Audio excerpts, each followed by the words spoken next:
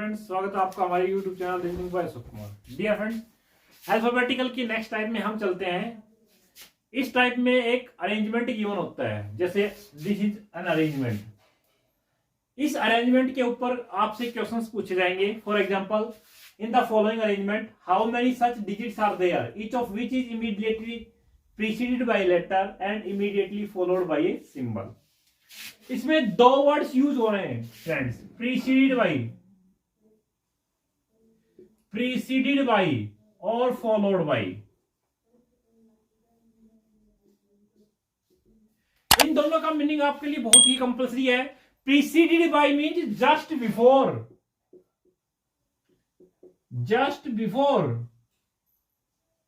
And followed by mean just after.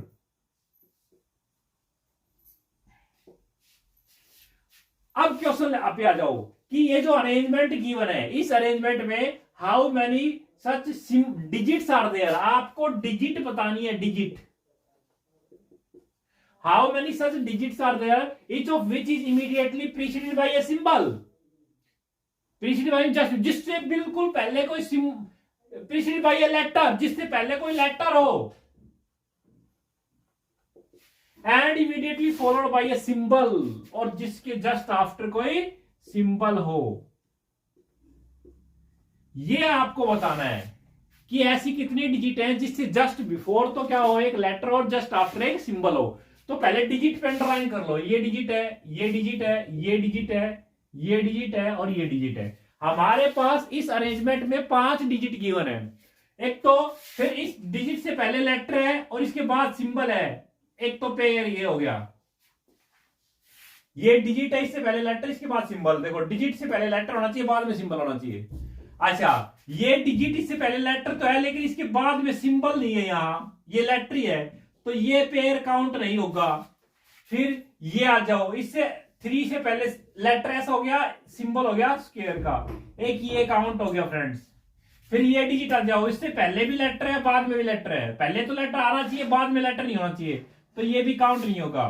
फिर यहां जाओ, इस डिजिट से पहले लेटर है, बाद में सिंबल है, एक ये काउंट हो गया। तो कितने पेयर हो गए फ्रेंड्स? ऐसे हमारे पास 3 पेयर है, 3 डिजिट्स हैं, जिससे पहले तो एक लेटर गिवन है और जिसके बाद में एक सिंबल गिवन है। तो आपका आंसर है option B. How many such pairs of letter are there in the word deform. Deform एक वर्ड गिवन है, ये डिफॉर्म एक वर्ड है। How many pairs of letters are there in the word deform, which have as many letters between them in the word as in the English alphabets? इस question का meaning मैं आपको बताता हूं। ये जो डिफॉर्म वर्ड्स गिवन है, इस वर्ड में ऐसे कितने लेटर्स के पेयर हैं जिनके बीच में उतने ही लेटर्स का गैप होता है जितने की इंग्लिश अल्फाबेट में होता है। जैसे देखो, डी के तुरंत बाद इंग्लिश अल्फाबेट में डी के तुरंत बाद ई आता है, यहां भी डी के तुरंत बाद ई गिवन है, तो एक पेयर तो फ्रेंड्स ये हो गया। ई के तुरंत बाद एफ आता है, तो यहां भी ई के तुरंत बाद एफ गिवन है, एक पेयर ये कंप्लीट हो गया। तो एक ये हो गया, एक ये, 2 हो गया। तीसरा पेयर देखना, डी और एफ के बीच में एक लेटर का गैप होता है इंग्लिश अल्फाबेट में, तो एक लेटर का गैप ये हो जाएगा। डी और एफ में एक लेटर का गैप ये है, तो ये 3 हो गए। देखना, डी ई हो गया, डी ई एफ हो गया, डी ई एफ हो गया, D E F G H I, E F G H I, F G H I, O P Q R S M. अब 3 तो हो गए ऐसे। अब रिवर्स में लेके आओ, रिवर्स भी आपको काउंट करना है dears. For example, M N O, देखो एक काउंट हो गया। इंग्लिश अल्फाबेट में एम और ओ के बीच में एक लेटर का गैप है, तो यहां भी एम और ओ के बीच में एक लेटर गैप है, एम एन ओ। ठीक है, तो एक पेयर ये हो गया 4।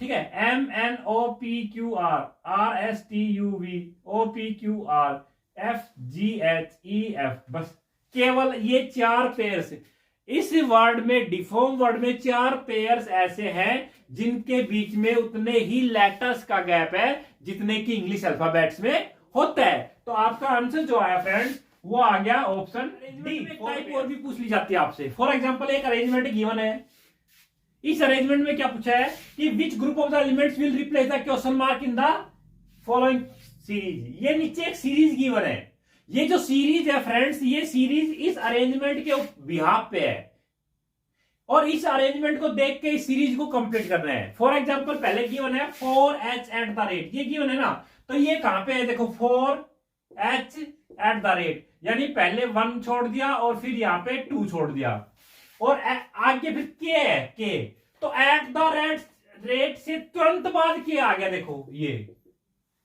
के डी क्यू, 1 का गैप कर दिया फिर 2 का गैप कर दिया। अब डी से, अब क्योंकि जस्ट एट द आफ्टर लिया है तो डी के बाद ये लेंगे तुरंत जेड, तो जो क्वेश्चन मार्क की जगह आएगा जेड, जेड के बाद एक लेटर का गैप कर दो डब्ल्यू, फिर 2 का गैप कर दो आई, फिर देखो फिर आगे मैच करो, आई से तुरंत बाद 9 है, आई से तुरंत बाद 9 है, देखो ये रहा, फिर 9 के बाद 1 छोड़ के एल और 2 छोड़ के एस, ये गिवन है। तो इसका मतलब आपका जो आंसर आएगा वो आएगा जेड डब्ल्यू आई, यानी ऑप्शन ए। अब बात आती है नेक्स्ट टाइप की। अब नेक्स्ट टाइप है कि if every alternate letter starting from A is written in small letter and the remaining letters are written in capital letter. कल मैंने इस टाइप का क्वेश्चन कराया था। Then the word October be written, तो October आप वर्ड को कैसे लिखोगे? अब ए से स्टार्ट करके कैपिटल लिखना है, स्मॉल लिखना है, तो ए स्मॉल होगा, सी स्मॉल होगा, ई स्मॉल होगा, यानी जो ऑड प्लेसेस पे जो लेटर है वो स्मॉल होंगे और जो इवन प्लेसेस पे जो लेटर है वो कैपिटल होंगे। अब इसमें चीजें फ्रेंड्स ये जरूर ध्यान रखना कि वर्ड कौन सा पूछा गया है वहां पे। अगर वहां पे कोई प्रॉपर नाउन पूछा जाता है तो ये जरूर ध्यान रखना कि प्रॉपर नाउन का फर्स्ट लेटर हमेशा कैपिटल होता है। जैसे अक्टूबर है, अक्टूबर O15 पे है, C3 पे है, T20 पे है, O15 पे है, B2 पे है, E5 पे है और R18 पे है। तो जो ऑड प्लेसेस पे लेटर है वो स्मॉल होंगे, यानी ये ऑड प्लेसेस पे है तो O स्मॉल होगा, C स्मॉल होगा, T20 पे है ये कैपिटल होगा, O15 पे है ये स्मॉल होगा, B2 पे है ये कैपिटल रहेगा, E5 पे है ये E5 पे है ये स्मॉल हो जाएगा और R18 पे है ये कैपिटल हो जाएगा। बनना तो ये चाहिए फ्रेंड्स, लेकिन चूंकि किसी भी मंथ का फर्स्ट लेटर स्मॉल नहीं हो सकता, इसलिए जनरल रूल्स को आपको अवॉइड नहीं करना है, ये जरूर जानना। अकॉर्डिंग टू स्टेटमेंट आंसर ये आना चाहिए, लेकिन ऐसा नहीं आएगा। किसी भी मंथ का फर्स्ट लेटर स्मॉल नहीं हो सकता, इसलिए फर्स्ट लेटर हमेशा ओ आएगा। फर्स्ट लेटर के ऊपर वो जो कंडीशंस गिवन है उस क्वेश्चन में वो कंडीशंस अप्लाई नहीं होंगी, क्योंकि October is a proper noun. तो इसका आंसर आएगा O C, बाकी एज इट इज आएगा OBER, ये यानी ऑप्शन डी। तो ये जरूर ध्यान रखना फ्रेंड्स कि जो फर्स्ट लेटर है उसके ऊपर वो कंडीशन अप्लाई मत कर देना फ्रेंड्स। ये ठीक है कि arrange the given words in the sequence in which they occur in the dictionary pattern से अरेंज कर रहा है and find the word which will appear in third place, और थर्ड प्लेस पे आपको वर्ड बताना है। यानी आपको इन वर्ड्स को अल्फाबेटिकली अरेंज करना है। अल्फाबेट के अकॉर्डिंग कौन सा वर्ड पहले आएगा, फिर कौन सा सेकंड आएगा, कौन सा थर्ड पे आएगा, कौन सा फोर्थ पे आएगा, कौन सा फिफ्थ पे आएगा। तो फ्रेंड्स देखिए सभी वर्ड्स जो है वो आर से स्टार्ट होते हैं, तो आर तो छोड़ दो क्योंकि सभी में आर है। सभी का सेकंड लेटर डालो। सेकंड लेटर यहाँ पे आई है, यहाँ पे ई है, यहाँ पे ई है, यहाँ पे ई है, यहाँ पे यू है, तो इसका मतलब यू वाला तो सबसे लास्ट हो गया और आई वाला फोर्थ प्लेस पे हो गया। अब ई वाले 3 वर्ड्स है, इन तीनों वर्ड्स में फर्स्ट पे कौन सा आएगा, सेकंड पे कौन सा आएगा, थर्ड पे कौन सा आएगा। तो ई तीनों में सेम है, तो इसको ई हटा दो, यहाँ पे ई हटा दो, यहाँ पे ई हटा दो। अब देखो यहाँ पे एम है, यहाँ पे टी है, यहाँ पे वी है, तो एम टी और वी तीनों के थर्ड लेटर ले लिए। थर्ड लेटर लेते हैं तो एक में एम है, एम इसका मतलब फर्स्ट पे आएगा।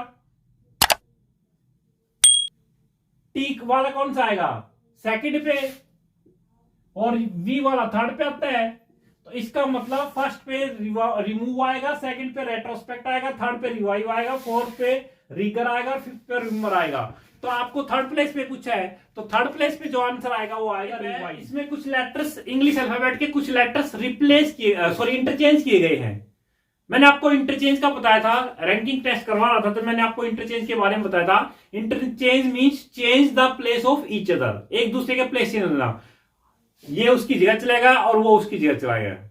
तो यहां पे कुछ लेटर्स को इंटरचेंज किया गया है। तो देखिए इंग्लिश अल्फाबेट्स मैं राइट कर लेता हूं आपके सामने। सबसे पहले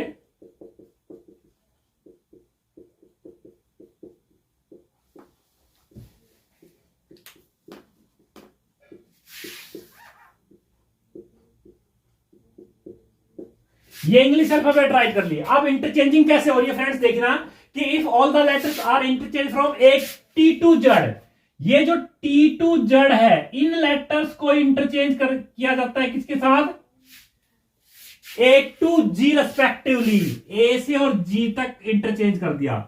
इसका मतलब ए से जी तक A B C D E F G तो यहां चले गए और ये अल्फाबेट्स आ गए यहां पे T U V W X Y Z.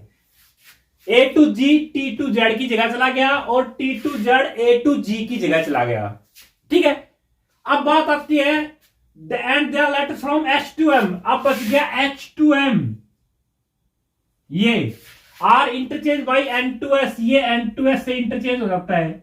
इसका मतलब यहां पे आ जाएगा एच आई जे के एल एम और यहां पे आ जाएगा N O P Q R S, ये इंटरचेंज हो गया। अब हमारे पास सीरीज ये हो गई। अब क्वेश्चन क्या आता है फ्रेंड्स, क्वेश्चन पूछा है then which letter will be third to the right of the letter which is 18 from the left. Right to left पूछा है तो प्लस कर दो, थर्ड प्लस में 18 इज इक्वल टू 21 और 21 कहां से, लास्ट में क्या किया है लेफ्ट, लेफ्ट साइड से 21 आपको निकालना है। तो लेफ्ट साइड देखो 1 2 3 4 5 6 7 8 9 10 11 12 13 14 15 16 17 21, ये आ गया आपका आंसर। यानी आपका जो आंसर आएगा वो आएगा बी, ऑप्शन सी। तो फ्रेंड्स देखना अब हमारे पास जो ये है, ये अब इस अरेंजमेंट को आप भूल जाना है। अब हमारे पास न्यू अरेंजमेंट ये आया है, तो इसमें आपका आंसर जो आया है ना वो आया है बी। अब ये था फ्रेंड्स आज का हमारा वीडियो। अगर आप लोगों को हमारा ये वीडियो पसंद आए तो please like and subscribe our channel.